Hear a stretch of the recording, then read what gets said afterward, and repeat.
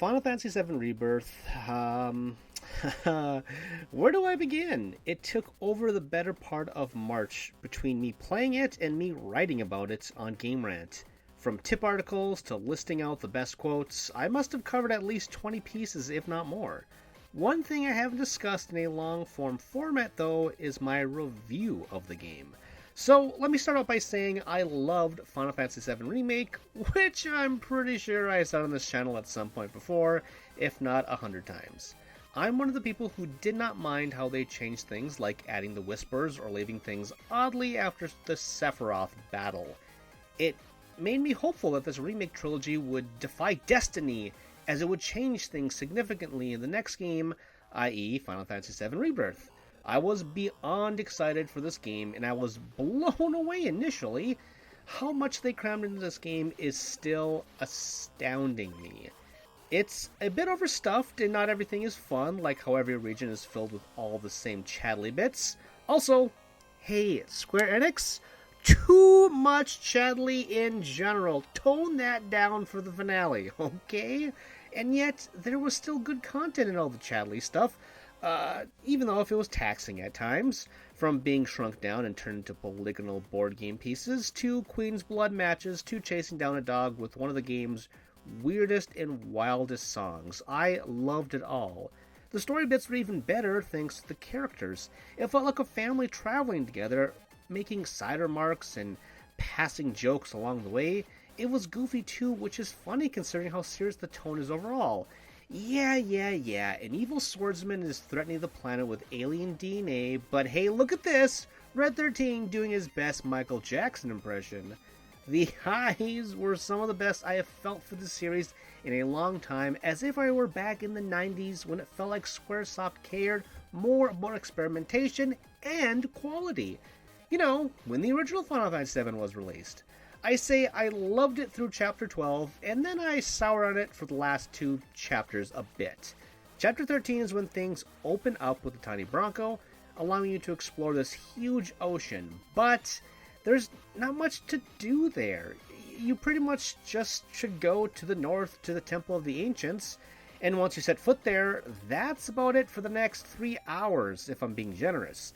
It was a good reimagining of the temple, but in the end, it felt rushed as if the developers ran out of time. Instead of going to the Bone Village and then going through the forest and then getting to the Forgotten Capital, which is a kind of a dungeon a little bit, at least leading up to it, the party just warps there for the final fight. It kind of just yada yadas over it. It felt lazy to me, especially because the entirety of the game is just so lavish. Now, in between, there is a dream sequence wherein Aerith and Cloud wake up from their comas in Zack's reality, which turned out to be sort of a dream and sort of an alternate universe. It's kind of unclear. If you thought the original game was convoluted, then you haven't finished Final Fantasy VII Rebirth yet, which, why are you watching this video? The entirety of these segments teasing bigger things to come with Zack and Biggs throughout the entire game amounted to nothing. Why were they even there? Square Enix, you did my boy dirty. Zack deserved so much better. It was like a cruel joke on fans, which was made even crueler when Aerith dies, like in the original, but also sort of doesn't. Cloud is completely insane now, seeing some sort of forced ghost version of her. Is it all in his head like Sephiroth, Genova making her appear? Like some kind of evil force ghost? Or is this the real one, communicating through Cloud through the live stream and giving him advice? I don't know, but I do know Cloud kind of sucks at the end of this game, which is the point, I guess. It's kind of like The Empire Strikes Back. It's the dark middle chapter, and boy, does it get dark. Now, weeks after finishing it, I'm still wrestling with my feelings, and I think it's in large part because I know I won't get answers for years. I don't think they stuck the landing with this one, making me hesitant in thinking they can finish the trilogy on a high note. To be clear, I'm glad Aerith died, I think, but they muddled that iconic moment, which is why I am so unsure.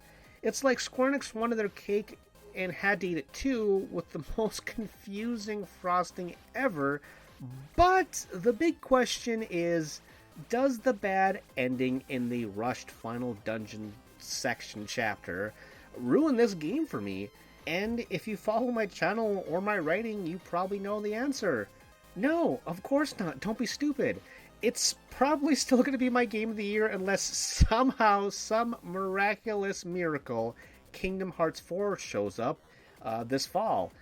But that's not going to happen. So, for Final Fantasy VII Rebirth, I just love living in this world for a full month and being with my friends again, especially Yuffie, who just stole the show for me. I look forward to the sequel because it will either make this game better or worse, again, depending on how they land things. But for now, even with the lows I felt, my nostalgia cannot help but give Final Fantasy VII Rebirth a perfect 10 out of 10. Of course, this is easily one of the best RPGs on the PS5, let alone one of the best in the genre in ages. And I didn't even get to the combat, which was better than the last remake. It's so good and flashy. All the characters feel great. Even Cait Sith, except for all of his weird box throwing stuff in the mansions. That's non-battle stuff, but whatever. I could talk endlessly about this game, of course. But, you know, I wrote a lot about it, so if you want to hear more, you should read more. I'll have links, of course, in the whatever below. But I should wrap things up with a neat final thought. The smiles Final Fantasy VII Rebirth brought me overall are immeasurable, even if I am perhaps viewing it through clouded eyes.